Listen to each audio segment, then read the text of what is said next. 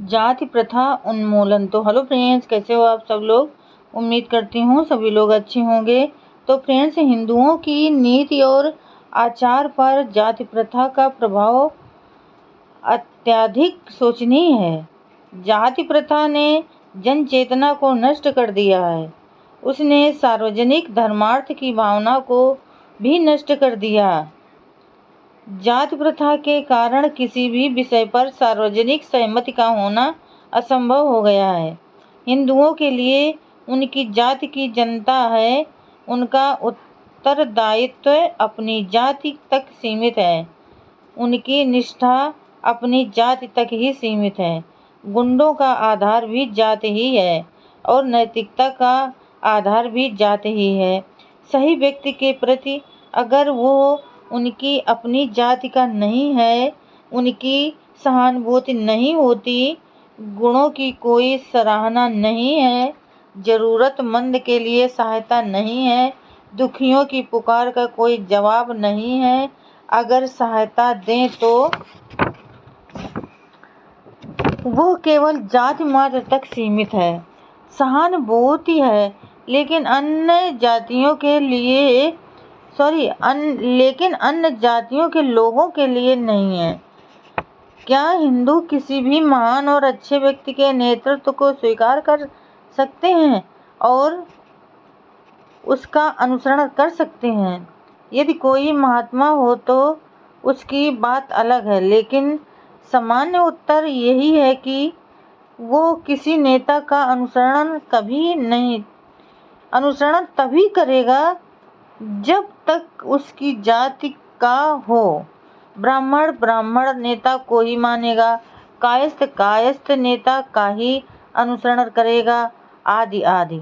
हिंदुओं में इस बात की क्षमता ही नहीं है कि वे अपनी जाति से भिन्न अन्य जाति के व्यक्ति के गुणों का सही मूल्यांकन कर सकें। गुणों की सराहना तभी होती है जब वो व्यक्ति अपनी जाति का हो। उनकी पूर्ण नैतिकता उतनी ही निम्न कोटि की है जितनी जंगली जातियों की होती है। आदमी कैसा भी हो, सही या गलत, अच्छा या बुरा, बस अपनी जाति का होना चाहिए। न उसे गुणों की प्रशंसा से मतलब है, न बुराई के विरोध से। उनके लिए मुद्दा सिर्फ इतना है कि अपनी जाति का पक्ष ले या नहीं। क्या हिंदुओं ने अपनी जाति के हितों स्वार्थों की रक्षा करने में अपने देश के प्रति विश्वासघात नहीं किया है? अगर आप लोगों में से कुछ जाति प्रथा द्वारा उत्पन्न दुष्प्रभावों की इस उबने वाली चर्चा सुनते सुनते थक गए हैं तो मुझे आश्चर्य न होगा। इसमें कोई नई बात नहीं है।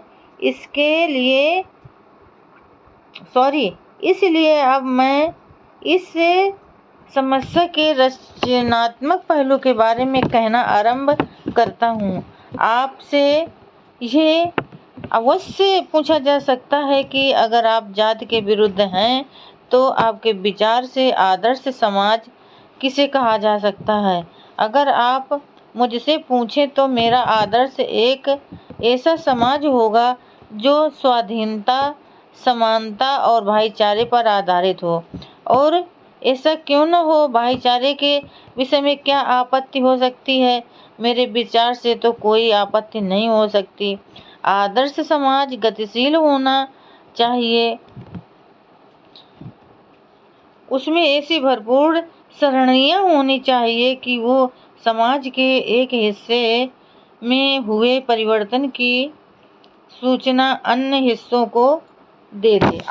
आदर्श समाज में अनेक प्रकार के हित होने चाहिए जिन पर लोग सोच समझकर विचार विमर्श करें और उनके बारे में एक दूसरे को बताएं और सब उसमें हिस्सा लें। समाज में विभिन्न लोगों के बीच संपर्क के ऐसे बहुविध और निर्विवाद बिंदु होने चाहिए जहां सहचर्य या संगठन के अन्य रूपों से भी संवाद हो सके।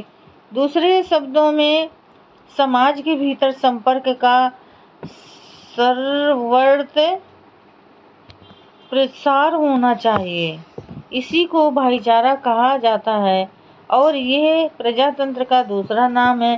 प्रजातंत्र सरकार का एक स्वरूप मात्र नहीं है, यह वस्तुतः सहचर्य की स्थिति में रहने का एक तरीका है जिसमें सार्वजनिक अनुभव का संवेद रूप से संप्रेषण होता है।